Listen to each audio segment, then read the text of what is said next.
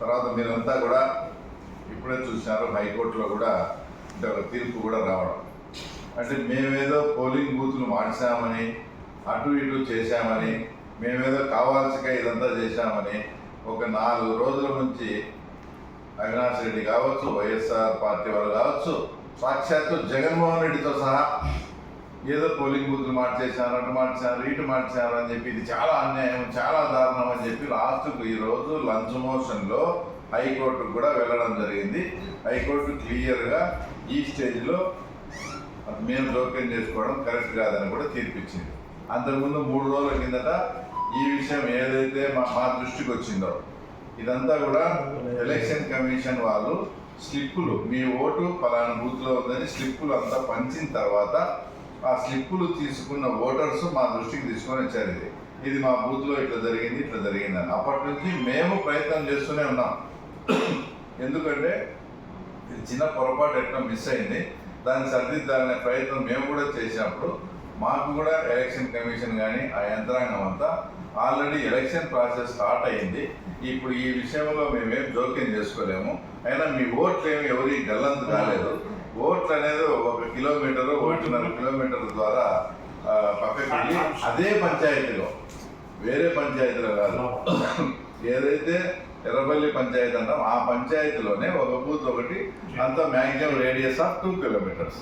అప్పుడు వాళ్ళు మాకు ఇచ్చిన సలహా ఏంటంటే మేము కావాల్సిన అంటే వాళ్ళ ఓటర్స్ తరఫున మేము ఎలక్షన్ కమిషన్ అడిగాం, అట్లీస్ట్ మీరు ఆ రోజు ఫ్రీగా ఆర్టీసీ బస్సులన్నా మాకు ఆ ఊళ్ళో ప్రొవైడ్ చేయండి అంటే దాన్ని కూడా ఆమోదించి ఆర్టీసీ బస్సులు కూడా ఇప్పుడు ప్రొవైడ్. మా ప్రయత్నం ఈ రకంగా అక్కడ ఓటర్లకు ఇప్పుడు అది వీలు కాని పరిస్థితి, ఆ ఓటర్లకు ఇబ్బంది లేకుండా ఆర్టీసీ బస్సులు ప్రొవైడ్ చేయమని అడిగినా దానికి కూడా ఎలక్షన్ కమిషన్ ఒప్పుకుంది.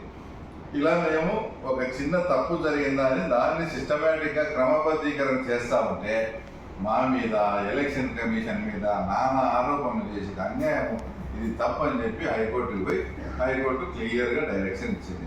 అంటే వాళ్ళు చేసే ప్రతి దుష్ప్రచారము, వాళ్ళ ఛానల్స్ ఉన్నాయని ప్రతివి కూడా ఏదో ఇలాంటివి. మాకేమంటే ఇప్పుడు ఎలక్షన్ ఉంది కాబట్టి మేము అన్నీ కూడా ప్రూఫ్ చేయలేకపోయినాం. ఇప్పుడు వాళ్ళంతా వాళ్ళే హైకోర్టుకి పోయి తర్వాత వాళ్ళ డొల్లతనాన్ని తర్వాత వాళ్ళే బయట పెట్టుకున్నారు.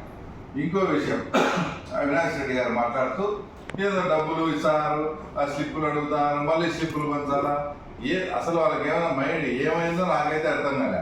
ఎలక్షన్ కమిషన్ ద్వారా స్లిప్పులు పంచినారు, ఎవరు రాజకీయ ప్రయత్నాలు మీరు మేము చేసుకుంటాము.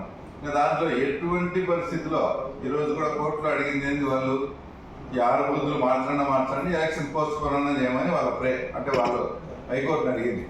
అంటే ఇప్పుడు మళ్ళీ స్లిప్పులు ఇచ్చారు, డబ్బులు ఇచ్చారు, స్లిప్పులు వాపసు తీసుకున్నారు, వెయిట్ నుంచి వచ్చి ఓటర్లు వేశారు, ఇదో వాళ్ళ దుష్ప్రచారం. అంటే ఎప్పటికప్పుడు ఎలక్షన్ పోస్ట్ పోన్ చేయాలా, ఎప్పటికప్పుడు అసలు ఆలోచన వాళ్ళకు ఎందుకు వస్తూ ఉందంటే రేపు జరగబోయే దాంట్లో 100% మేము గెలవబోతున్నాము కాబట్టి దీన్ని ఏ రకంగా పోస్ట్ పోన్ చేయాలా, దీన్ని ఏ రకంగా ఇచ్చేసుకోవాలని 24 గంటలు అదే పని ఆలోచిస్తారు.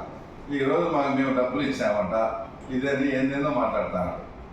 అవినాష్ రెడ్డి గారికి సూటిగా ఒకటే ఛాలెంజ్, మేము ఇచ్చినామా ఇలేదనేది పక్కన పెట్టేసి నువ్వు స్ట్రైట్గా నిన్ను అడుగుతాను, మీరు నమ్మి యేసుక్రీస్తు మీద ప్రమాణం చేసి చెప్పండి, మీరు డబ్బులు ఇవ్వలేదా, మీరు డబ్బులు ఇవ్వలేదని ఆయన మీద ప్రమాణం చేసి ఇట్లా మేము ఎలక్షన్ డ్రాప్ అవుతాం.